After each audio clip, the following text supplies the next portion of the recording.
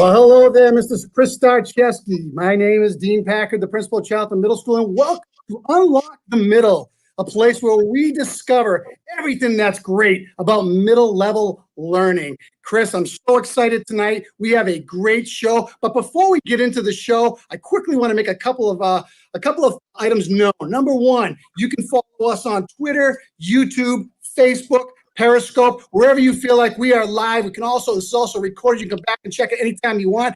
We are just super excited about what we're going to talk about tonight. Let me throw it right back over to you, Chris. How are you tonight?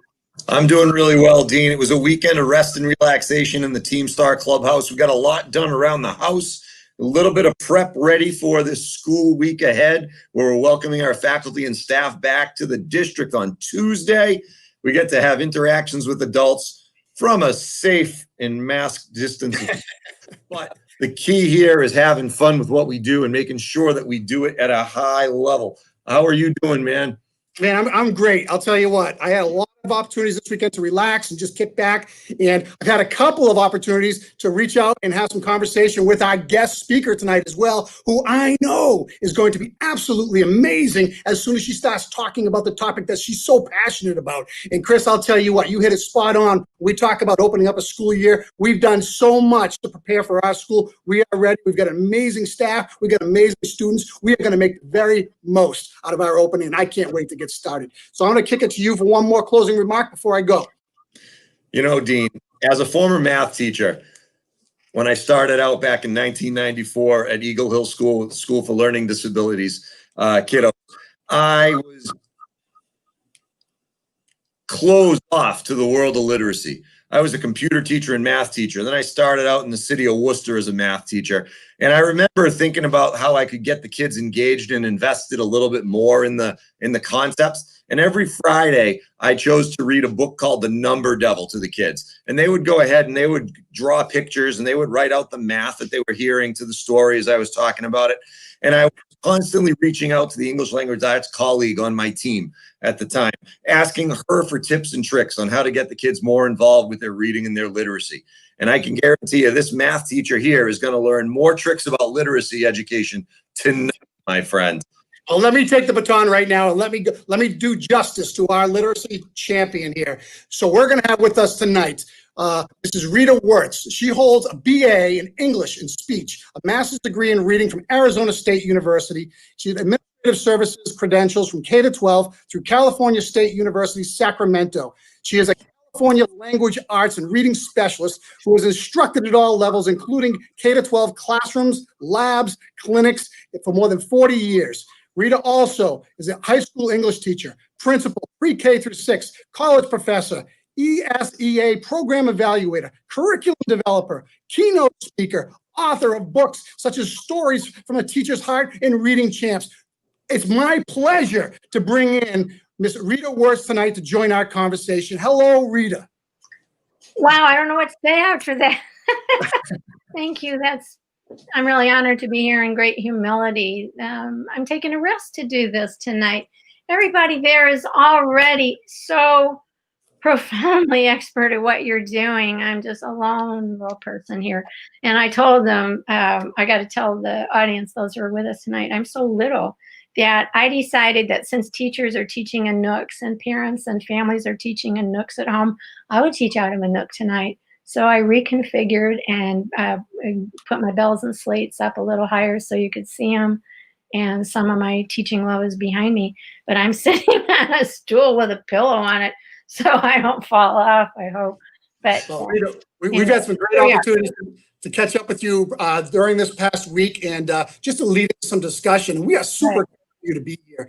Your energy, your passion for literacy, it just speaks volumes about what you've done, the journey you've been on. So, Chris, let me hand that over to you.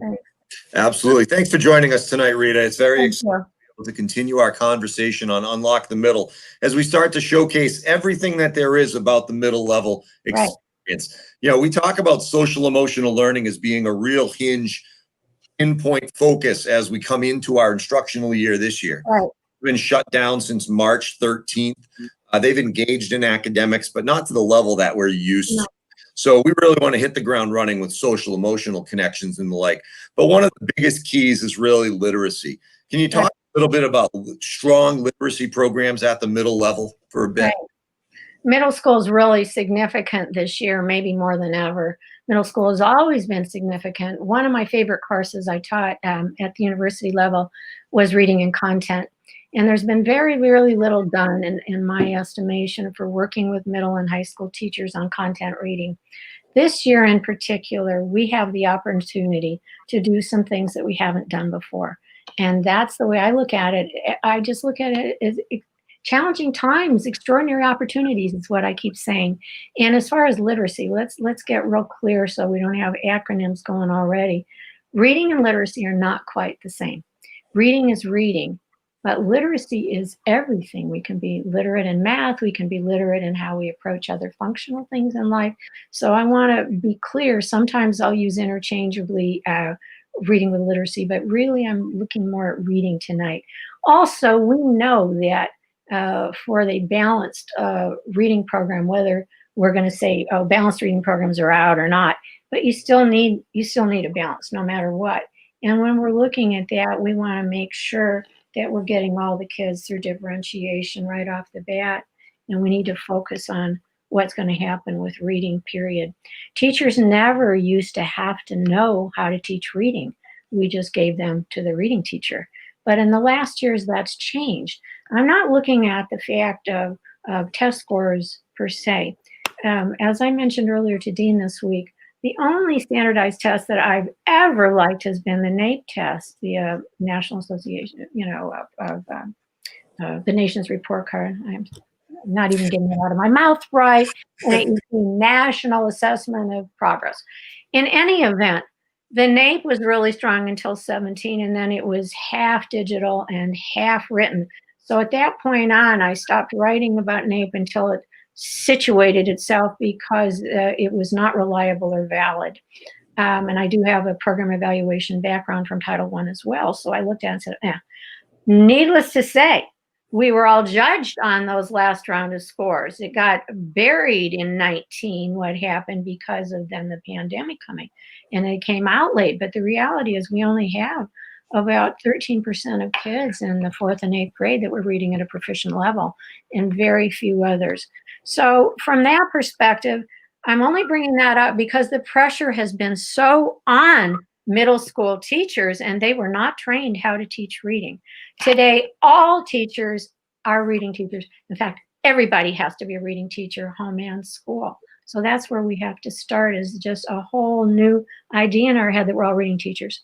There are some differences in content reading if you are teaching science or you are teaching social studies or you're teaching math, but a lot of the skills will be just the same, how we're going to access knowledge and what we're going to do with it. So let's start right with that common thread that we're all reading teachers. And it's a misnomer to think that it's going to go away or we could just hand them off to special reading class or Title I reading class. We're looking at more of a gifted curriculum now than a remedial. I don't believe, I have changed my words to the last 3 years. I don't call kids struggling readers anymore. They're all scholars in waiting, or instead of at risk, I call them at promise kids. And that's where we're going. The next step is what if. So we want a reading program. You didn't ask your question yet, but I know what it is.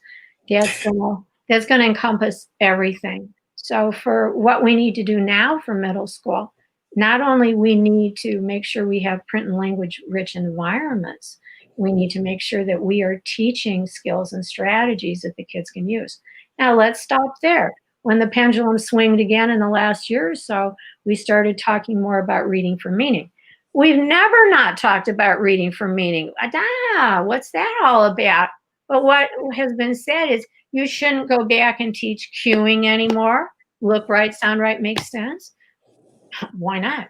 It's just not the only thing you do. We shouldn't just be teaching phonics. Of course not. But we still need phonics when we're talking about middle school. There are things that came about in the last couple of years that I really don't agree with. I think that we need to stay the course in terms of what we're doing that was working, whether it's a whole language balanced literacy approach or whether it was a straight phonics approach. We know that didn't happen anyway, but supposedly. We don't want brain research and science of reading to negate some of the things that we've already been doing that are working. So what teachers are doing that's working for them, I say keep it. If we're doing things that are not working or they're not getting the results they want in whatever way, that's when we take a look and make our mid-course corrections.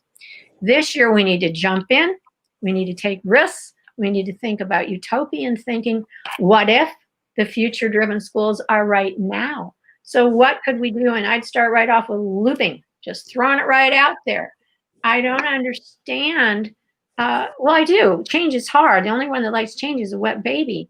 And I've been the first one to say I don't believe in buy-in in most cases, unless you've got that strong collaborative culture and teachers have already been co-teaching and moving kids in and out and regrouping and moving them around, not putting kids in Title I and just leave. Now, this is not, I'm not casting aspersion. I'm a Title I teacher. I was a Title I program evaluator. I'm just saying what I see is then once kids get identified for Title I, and most of the time the reasons are great. Sometimes they're not so great, but they don't get out a lot. Sometimes it takes too long to work themselves out.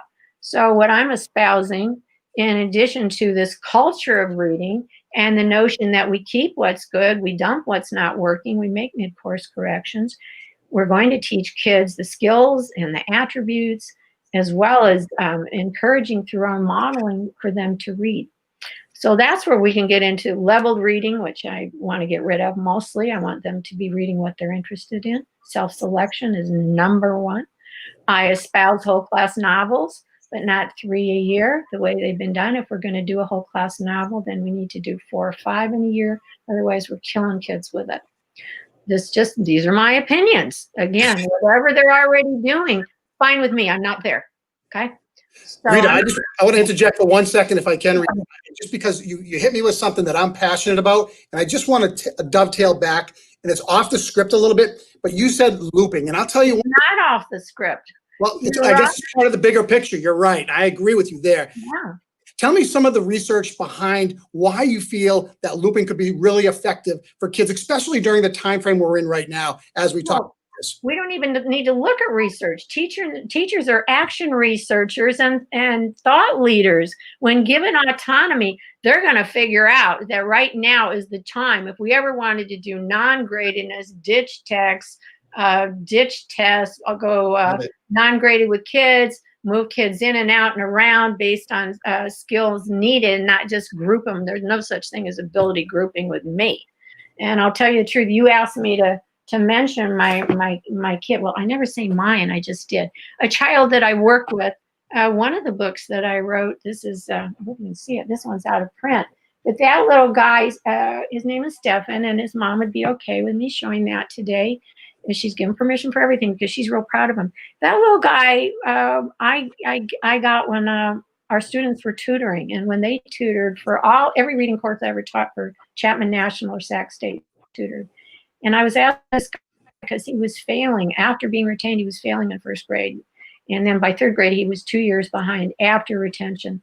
Well, I had to do it. So I took it on and had a wonderful time with this little guy for a couple years. And I want you to know, I got one of those letters you get, and I got it last spring, and Margot told me, she goes, Stefan just became a rocket scientist. If I don't get a Kleenex for that one. And I'm like, I didn't do it. He did it. But the reality is my late husband was there. We were taking him on field trips. We did everything.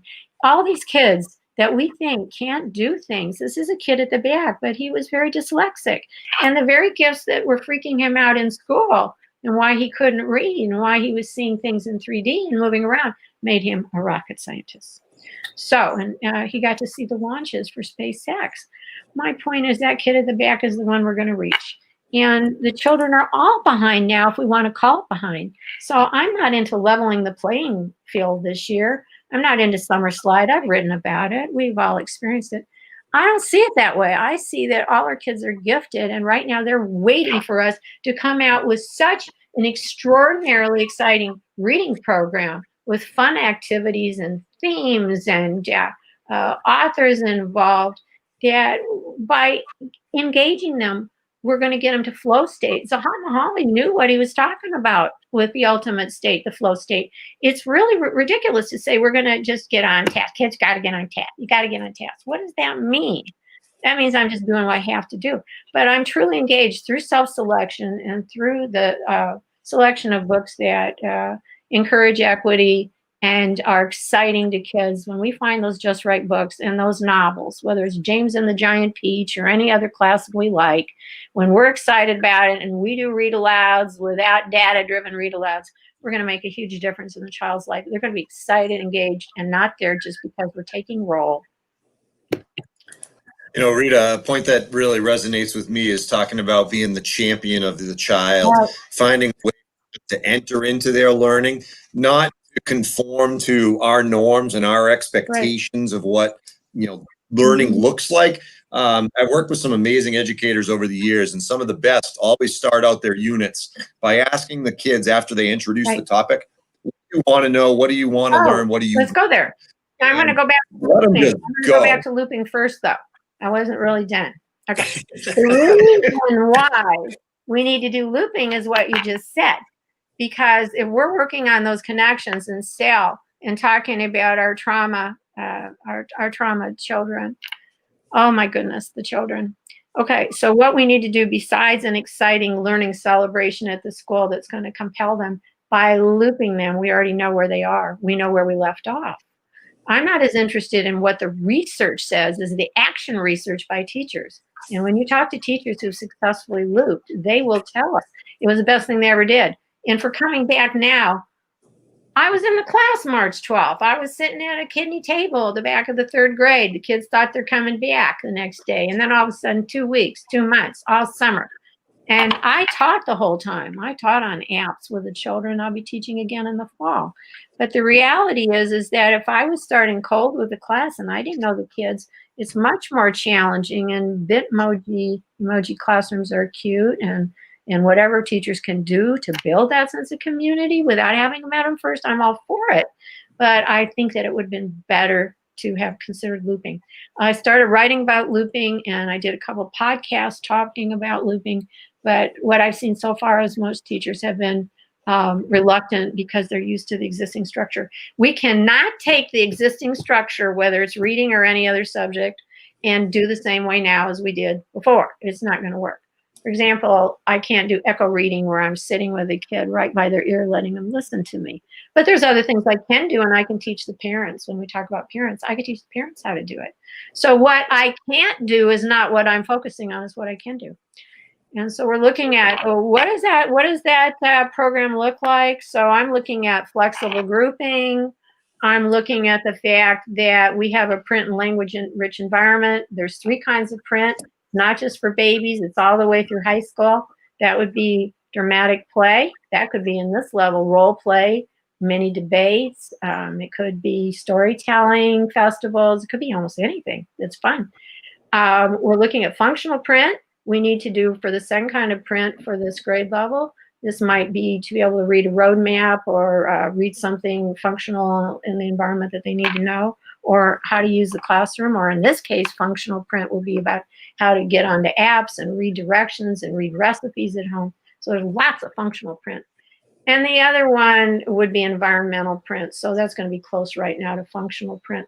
But anyway, beside the thought that we need to flexibly group kids, give them stuff they want to read, think about having whole class novels again. That was discounted. Don't do that.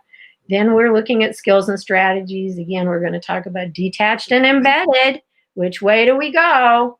And for teaching content, let's be clear here. We're not just doing info text. We're also doing, the flip side would be pleasure reading. Okay. So they're reading all genres, but we also switched in the standards the last few years to more emphasis on infotext and reading for meaning and comprehension. But we don't want to forget all those other beautiful pieces of the reading pie. So those things need to be there. And the components, they were written about in the National Reading Panel years ago. I've got copies here. I look at it and I don't know why that's being debunked. It's the same stuff. No matter what, you may have kids that are ELL, ELA kids that need phonemic awareness, the sounds. You might. Generally in middle school, when we're talking about phonics, we're going to be using phonics. It might be sequential, like I have in Reading Champ, sequential mini lessons, but more likely it's going to be embedded when there's words, when you're pulling out the vocabulary for the unit or the story, you can be standing right up there at a board or sitting there with a board or on whatever you're doing, whether you're in live or, recorded or you're in person.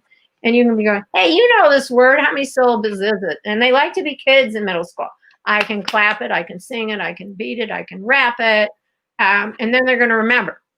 Because we know that what's different stands out. That's called the von Restorff effect. I told a story earlier about onomatopoeia. I love onomatopoeia. Boom, hiss, crash, boom.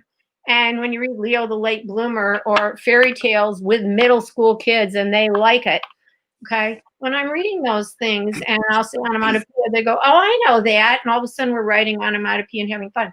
So I had taught onomatopoeia in a Southern California school a number of years ago, and I knew they had it. They loved it. They were all going, onomatopoeia, onomatopoeia. And about 2 months later, I walked down. I had a long-term contract, and I walked down that hallway. And all of a sudden, these middle school kids started saying, they go, hey, there's Mrs. Words. They couldn't say words, Mrs. Words. They go, hi, Rita. And they go, onomatopoeia, onomatopoeia. I'm like, what? And I said to the teachers, did you practice after I left? No, they just remember. So what's memorable stands out. And I have been known to throw beach balls and wear costumes and use props and wear my teaching aprons. At a minimum today, I had on a reed pen. I started with buttons all over. And I said, no, I don't think I'll do that. But I gotta tell you, Rita, I love the fact that you're not afraid to be non-traditional with your approach to teaching. Student engagement is everything, and I think you can define what a middle school student is like, and to get them engaged with with the reading, that's the power behind an amazing educator. So whatever it takes, whatever tool you need, is you find it and you do it to help make it stick. And speaking of tools, let's take a look at this. What does good literacy instruction look like? Yeah. We've been talking about it, but how do we sell it to our to not be afraid? Well, modeling is where we start with everything. I mean, model everything. Everything has to be modeled. We want teachers to be standing, sitting. Again, I can't share the way I would have because we've got, we got kids coming mornings and afternoons and on here and here and here. But it's all the same. Teaching reading is all the same. It's always been the same. We enhance our skills from when we started with directed reading activities years ago. But reading is still reading, whether we go back to my McGuffey's reader in the 1800s or readers along the way other than Dick and Jane, is still going to be the same. So what we need to do is teach kids how to access their own learning. I am looking at a rebound back to constructivism these days. Constructivism is the search for meaning, and children are the knowledge workers, not the teachers. So some of these things teachers are going to do by modeling love of reading and the actual skills and attributes. If we're to look at that, the notion that we're only looking at meaning and we're not teaching how to find a main idea or details or summarization or whatever, I think that's totally wrong, off the wall. I don't know where that even came from. I believe in teaching it all. So that means we have to have a repertoire. And most middle school teachers do more than they think because they weren't taught how to teach reading. But we all know that it starts with schema and background knowledge. Once we look at the mechanical aspects of reading, and we have this notion of how you're going to group them to catch them up, or where is up? What should be right now is the bigger question. You can't say they're all behind or we would have retained them after third grade, which was a terrible thing, but has been done traditionally, including up to the last few years in several states. But one in particular I don't want to mention. So if we're looking at what's going to happen next, it's got to be that we hit really hard how to teach kids how to use a book, whether it's a textbook or an online or whatever the reading is. They need to connect to their prior knowledge, their schema. If they don't have background knowledge and we're doing a KWL, we have to stop and build it. You can't make a connection to anything new that they're going to remember if they don't have the background knowledge for it. So it starts back with schema or schemata, whichever way you want to call the word. But that's where it starts. And then we can easily teach kids how to do a book or an article walk. Doesn't matter whether it's the book or it's an online assignment. And by that, we're doing structural features of text, which I thoroughly believe in, and I've seen it very well done in reading programs. We can also be working with the vocabulary at the same time, whether it's detached or embedded. We also need to know that they know how to spell those words that they're learning and that they use them. So we need some sort of vocabulary tool. Whatever the teachers are using is fine, but we need to make sure it's always consistent. So to teach kids, I think it's really important we teach them how to make predictions about what they read and then read to find out. I'm simplifying today, okay? I've got piles and mounds that I even did in preparing my notes for today, and I keep coming to the same stuff. Keep it simple. We're making it way too hard. Teaching reading made easy. That's been the name of my programs. And I never write anything where you have to go start to finish. It's always snippets. So you could pick up Reading Champs and go, oh, that's a mini lesson I need, or I need that one. And currently I am revamping my O2 Reading Champions book. And it's full of just starters and closes, sets, closes, frames. I'll do that. But I'm bringing that up because I'm very opposed to worksheets. I'm very opposed to packets right now, unless we have to. We know about a third of the kids don't have access or did not. It's getting better. They didn't have a laptop. They didn't have a Chromebook, and they're in a hotspot at Taco Bell. That's not going to work. That's really problematic and terrifying to me. But a packet, as good as it is, it depends what's in that packet. For many years, I've been saying we only use correct models in reading. And so we do not want to have them come in the room, that horrible practice of daily oral language. Again, I'm very outspoken. You don't have to agree with me. It's my opinion, okay, being in hundreds and hundreds and hundreds of classrooms and teaching with teachers. The bottom line is, if you put up an incorrect model where they're supposed to unscramble it and see what it was supposed to be, daily oral language, boom, they walked in, saw it imprinted, bam, wrong. If kids, practice doesn't just make perfect, practice makes permanent. And if kids don't check their work with you, with each other, or some other way to do a check or understanding, and they go home and practice it wrong, then it's there forever. A lot of times they go home and they didn't have it right when they left. And so they went home and practiced it wrong. It's very hard to unteach. We know that. So we want to make sure that we have correct models all the time. So here we go. No scrambled words, no word searches, no crossword puzzles, no daily oral language where they're wrong. Everything that we do has to be a correct model. And if you want a kid to write a good essay, you better give them a model of an essay that has the elements in it that you want. And reading and writing are go-togethers. So whatever we do for our reading, there's got to be a writing component and hopefully a STEAM component, because I didn't tell you this, you guys didn't know it, but one of my fortes, what I was known for, was phonics origami. So I took all the basic phonics skills and I made a manipulative, this before teachers made teacher, and I handed them out everywhere I went. And by doing with our hands, reading styles may be out of vogue, but it's not. We all learn best differently. And so I have a kid who's maybe not getting it just auditorily, going to get it maybe visually. And the thing about learning styles, nobody's just a kinesthetic learner or an auditory learner. We're all everything. We know that. But when it got so that we weren't supposed to be dealing with that, I'm like, where'd that go? I've always taught everything at least 3 times 3 ways. And as a constructivist, I believe kids are the makers of their own meaning and they need to design their own learning. But as much as possible, we'll just still structure. We'll be like orchestra leaders on the side, helping them get there. But I want to make sure that we know what we're doing, because if we just use a scripted reading program, fine if you like it, they're not for me. But if you like it, the problem I see in all of them is that there's gaps. All of a sudden, they'll do a skill, not nearly enough practice on that skill. And then all of a sudden, it introduces another one, and they're not always in sequence. So I'm very careful with teachers to say, if you're doing that, take a look at it. But more important than what you're doing, following the script and those progressions, is to get kids engaged. It should be interdisciplinary. We should be teaching reading and content, thematic, go all the way back to Susan Covell, bring it out again right now. It should be project-based learning.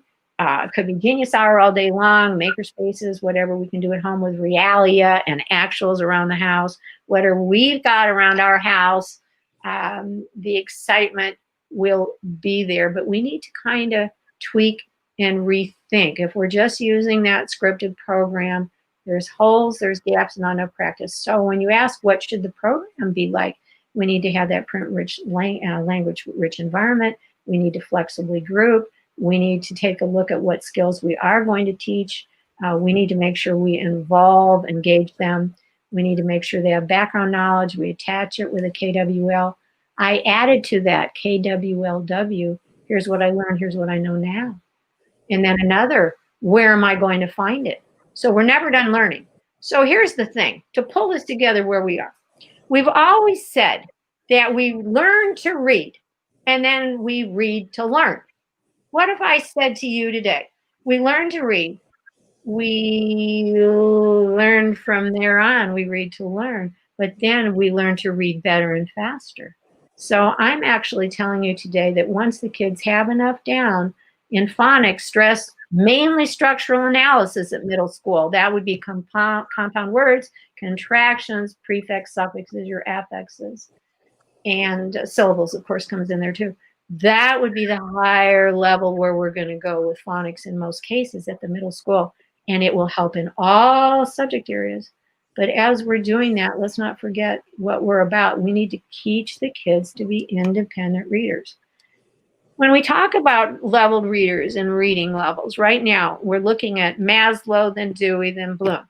So I want to make sure that while we're talking about what we're going to do differently, what teachers can do to make a difference, I want to make sure that the self-selection that I'm hammering on, because if you say the book is too hard for the kid and he or she really wants to read it, whether it's Percy Jackson, Harry Potter, whatever, Minecraft, I don't care. But then we're going to have to scaffold like crazy.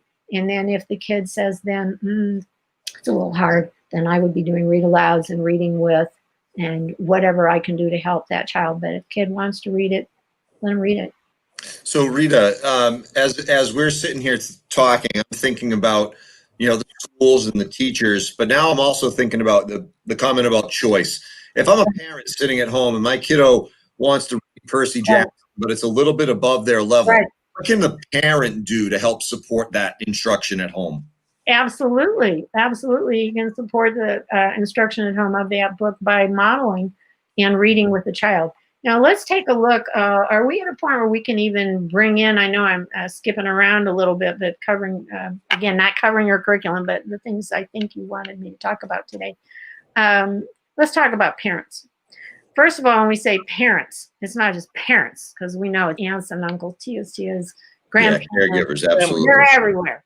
I did a lot of work with Homeless Coalition when I was a principal in Sacramento and SARB, School Attendance and Review Board. Did a lot of home visits. In fact, I did one once, went alone, and there was a drug bust while I was there. That was special. So, a crazy person was out in the school a lot, but I was also out on the playground a lot, reading to kids on the bus line, reading to kids on the bus, reading in my office, reading in the cafeteria, everywhere, phantoming. But more than that, there's way more than that, isn't there? It's about the parents. Parents are a child's first and best teachers, period. But we need to help parents. I've spent much of my career sitting under trees with parents, doing free parent workshops. Whenever I went to school, I'd say, hey, you bring some parents in tonight, I'll sit with them and I'll teach them these things. So I'm going to suggest, since home visits are a little dicey right now, unless you're sitting in a driveway, I think that we need to think about some mini lessons every week that we could teach the parents or grandparent, whoever the kid's living with, and ask them then to help by what we've already modeled with them. Now, not everybody's going to do it, but for those that have time or inclination, it would be a help. Okay. Parents can do all kinds of things to promote reading and literacy at home. I made a list of about 40 things today that I thought they could do, but here's just a couple fun things at home. We can have families do a family classic reading hour, and they can be picking a book once a week, once a month, once every 2 months. James and the Giant Peach, Charlotte's Web, something that is a classic that would appeal to the whole family. If they've read it before, it doesn't matter. And then everybody gets to read. And I'm not into calling on a kid round robin reading in the classroom. It's very detrimental and not real workable. Same thing might be at home.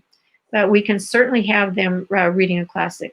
when I wrote about Children's Book Week a couple of months ago, I got a lot of ideas from these guys. We need to keep sharing ideas.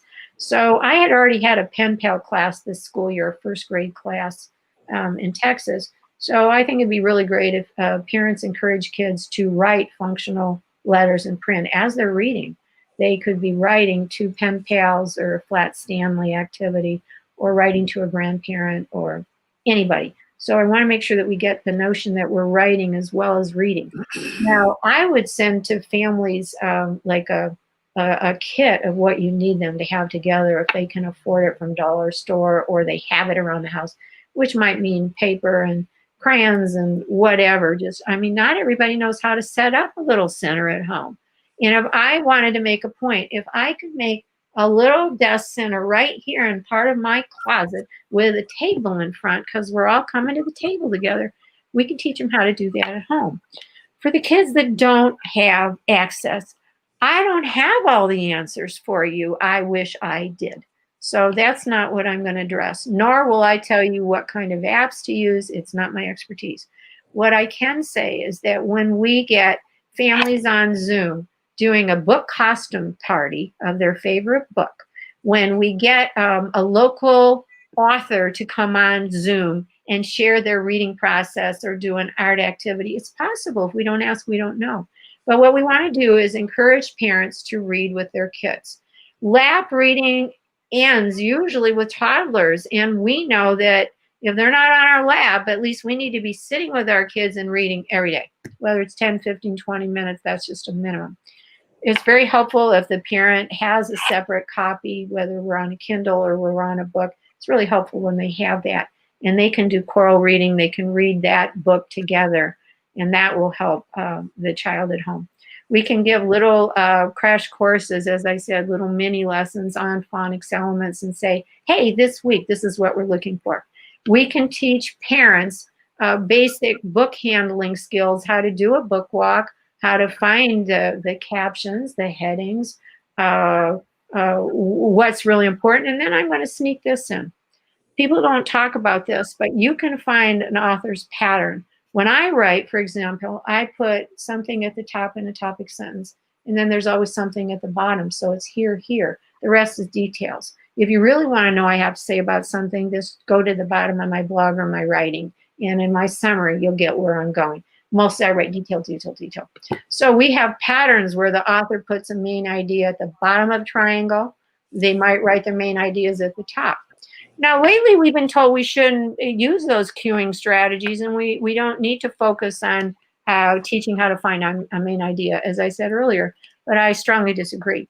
I don't think that that's the way to go, just to teach cueing or to teach, well, let's find the main idea today, because that's not quite as detached, embedded as I would like. But I wouldn't throw the baby out with the bathwater. Absolutely. It's just we need to have a vast repertoire, because I say 3 R's, risk plus repertoire equals results, great results. So we need to have a whole bunch of things. But parents are our partners, and they want to help their children. I never met a single parent or family that didn't want to. They just don't always know how. And so it's for us to say, we are now in the most extraordinary learning opportunity of our life. Challenging times, extraordinary opportunities, utopian thinking. What could I do that I've always wanted to do to break me away from step by step? What could I do that will make a difference and turn these kids into readers? Because every child is a reader, and there's nothing better than the joy of reading and the celebration. So at home has to be a huge part of what we're doing. It's not just what we do and they get it or they don't. It's not about calling it homework. I'm talking about family home learning here, that we are one right now, a seamless look between the schoolhouse, brick and mortar, and Rita, I gotta jump in. I gotta tell you, you're very passionate about what you're talking about, and I love the fact that you are laying this all out. And parents can really learn from what you're saying here by just implementing a couple of strategies that'll really work at home. There's no doubt about it. Not only parents, we'll say families, we'll say whomever is group of support outside of the brick and mortar. That is so. Hey, we do have two principals with us today. We want to bring in. your energy level is unbelievable, and I can't believe how much we've covered in a short period of time. But I get the perspective of both Craig and Kelly, and we're going to bring them now. Chris, why don't you start by introducing Kelly, and I'll take Craig right after that. Thanks. That's been fun. Very much. And Rita, I'm just going to echo what Dean just said. Tremendous energy and insight. Really appreciate it. True is new principal at Dudley Elementary School. She's joining us. She's a first-year principal, a long time experience with literacy instruction. How are you tonight, Kelly? I am great. How are you guys doing? Doing very well. Thanks for joining us. Hi, I'm Rita. going to kick it over to Dean to introduce Craig, and then we'll hit the ground running. Awesome. Great. I'm going to introduce Craig Doughton. Craig is the principal at Vernon Street School in Worcester, Massachusetts. Craig's a good friend of mine. He's been in the position 5 years now, doing a bang-up job. Craig, welcome to our show tonight. I hope you've had an opportunity to really listen from behind the scenes, and we really want to get a little feel for what you're thinking about this whole process tonight. Oh, thank you for inviting me. I agree so much with what Rita was mentioning about including the first understanding the whole child and developing relationships. I love her enthusiasm, that passion that she has for students learning how to read and understanding that it's crossed the curriculum, that it goes to other content areas. But the passion is infectious. And I think having teachers that have that passion just resonates with all students. And I think when you have teachers like that in front of you, learning is inevitable. That's something that's just going to happen just by that type of passion. So, Craig, you put passion and creativity together, and look out, you've got all of a sudden some unique, rethought learning atmosphere. What a concept that is. Creativity, right? Yes, explosive, very explosive environment. Yes. The other thing that I definitely loved from what you were saying was the incorporation of family and understanding the importance of family. That's huge. In no matter where. I mean, I'm in a city, but it doesn't matter. Family is family no matter where you are, and parents are the center point for learning for all students. So if we can find ways to get parents more involved in learning, and I love the idea of creating mini lessons in this environment, having teachers develop mini lessons just to show and walk parents through, or doing a book walk is a great idea. I love that. To have our teachers develop their own libraries for parents and mini lessons for parents. I thought that was a great idea. So thank you very much for that. I love what you just expanded. That's why we're here together, better together. Kelly, some of the takeaways from you, Kelly, from listening to Rita speak earlier. So I have a couple of different things. I actually, over the past 4 years before becoming the principal of Dudley Elementary, I was an English language arts supervisor from K through 8. So I had the opportunity to work in a middle school every day. I was a little nervous when I first started because I had never taught middle school, and I had always thought I would never want to teach middle school. I know, right? I have to say it was one of the most enjoyable experiences I have ever had. Yeah. And if I ever wanted to go back to something, I really feel like I might become a middle school teacher. And of course I had the same feeling about kindergarten, and I love that just as much too. Yeah. But in any case, one of the things that I found really interesting about what you said goes back to the fact that everybody has to be a reading teacher in the middle school. And this is something that I've thought a lot about over the past 4 years, as the Common Core standards came out and as standards come out in the content areas and the frameworks keep changing, they keep adding in actual literacy standards that are the responsibility of our content area teachers. And what I find most often is that people just don't know about them. So you have all these content area teachers who are now responsible for covering these literacy standards within their own discipline. And it's just not there. They're not thinking about it. They're not aware of the fact that there are literacy standards that need to be covered, and they're not making those connections necessarily. So I feel like as instructional leaders, the more we can do to kind of make those connections, to bring teams together, to break out of our siloed departments and have more kind of team planning. Yes, cross-curricular planning where we're doing some project-based learning, But Yep. we're bringing in the literacy in each part. We're bringing in the math. We're bringing in the science, the social studies. Right. But sometimes those environments need to be creative for people in order to have those things happen. So I think as principals, it's our jobs to set up those structures and those drivers to make those things happen. Kelly, That's one of the very things, Kelly- motivated.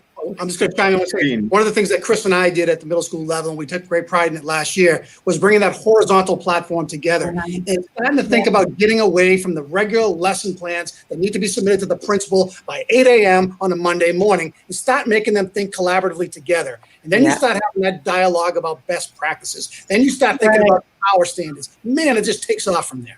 It But, does. Dean, Oh, go ahead. I'm sorry. one step, sorry, Rita, just, one step beyond that, I'm going back to my days as a math teacher at Burncoat Middle Right. School in Worcester. And I used to have a student, her name was Paris. And every time I used a high level mathematical vocabulary word, she would be my cue where I would have to go ahead and model what that word actually meant. She would say, "Mister, why you talk so rich?" And I would go ahead at that point when she would say that, and I would break the word down on the board. I would break it down by its meaning. I would show a That's graph. right. I would show a real world example. But Paris sticks in my head all the time. And I try when I go into math classrooms, to Kelly's very point, we have to teach non-reading teachers how to utilize those types of skills to bring the vocabulary alive so it can be applied, so it doesn't seem as if we're just talking rich in Paris. Oh, I love that. I think that's Excuse me. phenomenal. I couldn't even add to that. That's beyond everything that you guys have brought up is really very strong. We didn't really talk about speed reading very much today, but I just want to mention that middle school, once the kids have most down, we need to be pushing rate. And when we push rate with the kids, that's when they get better comprehension, because a lot of them are reading so slowly. So when that question comes up, not at this point, but I do a lot of work with eyes and tracking and how to be able to read faster, because kids not only learn to read and then read to learn, but they need to learn to read better and faster. My point being, they are never done learning to read, nor are we. We are always honing our skill. So we want to make sure that our culture of collaboration includes the notion that we are all improving our reading. We could have our own reading chart and reading goals, and we could also ask families to do that at home. Everybody could have a reading goal. Nothing complex, simple. Put it on a piece of paper. We got a chart there. I know in the last month I read 4 novels. I read constantly, but I need to have that distraction. And so when we get kids reading, not just whole class novels, but their novels that they want to read, or their books they're interested in reading, whatever it is, these skills that we've already taught them, they don't go away. They're going to take a look at that cover, and they're going to look at the back cover. They're going to look at who the author was. They're going to flip through it and see if there's any words they know or pictures in there. Once you've done a book walk well enough as a directed reading activity, they're going to always have a book walk. For the rest of their life, they're going to have the book walk. Maybe not remember every piece, but most of it. So I think it's important that we make sure that the kids are independent readers and learners, just what you're saying. Craig, do you have any questions for Rita in regards to your school, the demographics of how you lay out and what your kids are like, and how you're doing your reading programs now? And, just challenges, just some quick thoughts. No, I think what Rita has mentioned is exactly the process that we're going. We think about the whole child and understand the importance of not just thinking there's just one way to teach, allowing the student to be the dictator of what has to be presented. And it shouldn't be a top-down model. It's really from the bottom up, and an inclusive piece as well. So yes, I think that's the thing too, is making sure, especially now, and I think what Rita said is so important, that when you have trying times, it's always opportunity for change, and it's always you have to look at it in that utopian way, that being able to make change comes in moments like this. So yes. I'm very happy. I'm excited. My teachers are excited. For us in our district, we have Chromebooks, and all our students have access to Chromebooks, and we have hotspots. All students have access to hotspots. Wow. And I had students come to school yesterday.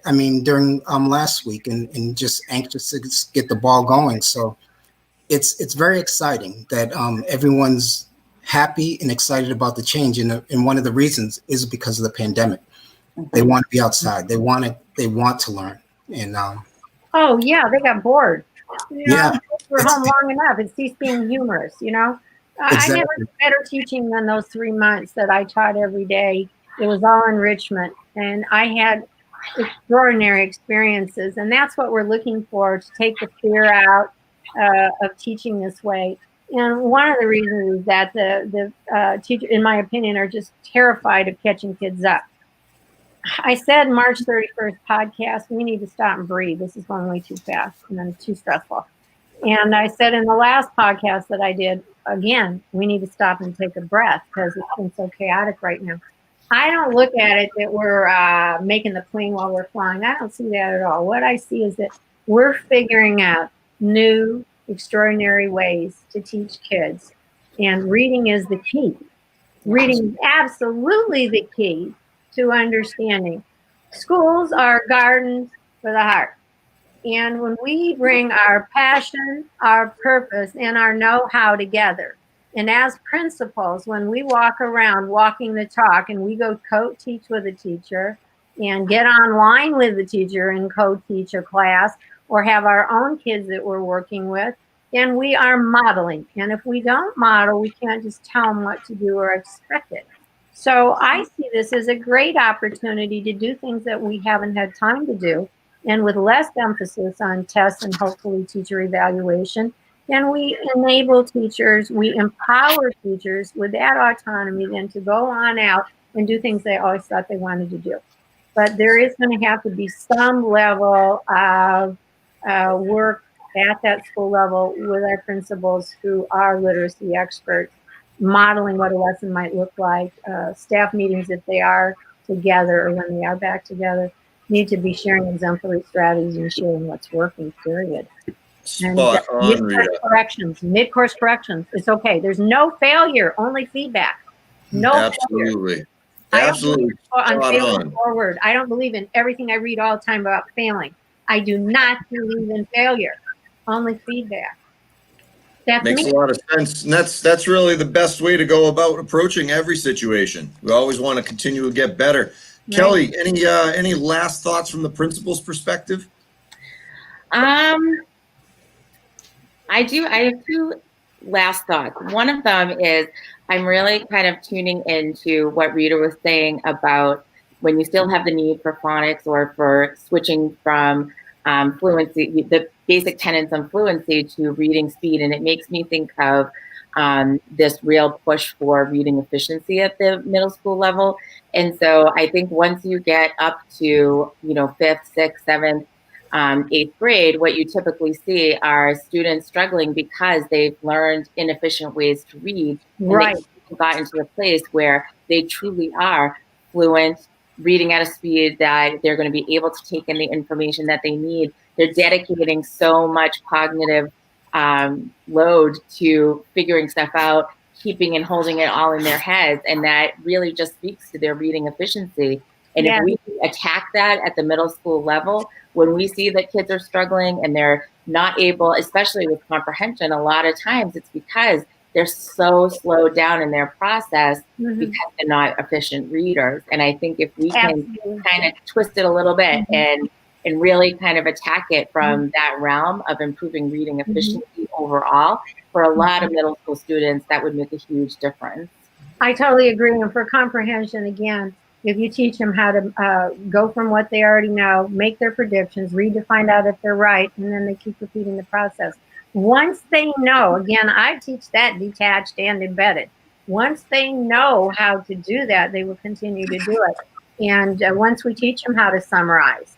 And at the beginning, if they're having trouble, they're just not getting it through all the things we've done. If nothing else, then I take it and I have them summarize after every sentence, after every paragraph, after every page. And then we do 1 minute book reports and 1 minute activities and frames. Why I love this book. I love this book because you should read this book because we're making things sometimes while we're talking about being in depth. we've also made it so hard that they're getting lost. And the directions very often are very confusing. I look at this stuff and I'm like, I don't know what they're talking about. And if I don't know what they're talking about, how in the world could a kid get it, or how could I teach it? So we need to make sense of everything and teach them the discrete skills and strategies that will help them. For example, story grammar. Every single time they would read in a novel, they'd already know I need to find the conflict, there's going to be right and wrong action, the characters, the setting. They have those, and then it's what we do with them. We might be painting them and drawing them and moving them and singing them and rapping and dancing. All about it. Reimagining education and methodology. I love it. And I'll tell you what, this last hour has really gone by very quickly. I really want to thank Principal Kelly Crew and Principal Craig Doughton for joining our panel tonight. I wish you both the very best as you start your school years in your schools respectively. I hope that things go smoothly for you. I hope you continue to grow. I hope you have an opportunity to continue to network with us. Thank you so much for being here, both of you. And again, we're going to push you off into the waiting room right now. So thank you again. And we're going to finish up here with Rita. So we'll be right back, guys. Rita, what can I say about you? You are a champion of literacy, and I'd love to be able to sit here for hours and keep discussing on all the salient points that we think are very important. We're going to continue to discover and unpack ways to attack our gaps with literacy and what it looks like in the middle level, but more importantly, to provide our teachers with the tools they need to be successful, to provide our parents and families and anyone who's helping students learn with tools to If we do that, we are going to get to a great place for everybody. You are a rock star. Hey, make sure you follow Rita Wirtz. She has her own website. She's also has a podcast on BAM, Internet Radio, her blogs. She's been absolutely out there talking about and pioneering what she loves. Rita, it's been amazing to have you on tonight. Thank you so much for joining us. Thank you, guys. I had a great time. I hope that we made a difference today. We did. We made a huge opportunity to rethink and reimagine, but also get back to some of the foundational concepts that why we got into teaching and learning in the first place. Thanks out, Rita. You've been an absolute hoot and a peach college, and we are looking forward to learning more and more from you as we move. We're going to take it home now, Dean, and say goodnight to all the viewers out there. Be well, everybody. Be strong, be safe, and most importantly, work hard to be better. Unlock the Middle is here for you, people. Absolutely. Have a wonderful night, everybody. Thank you. Thank you.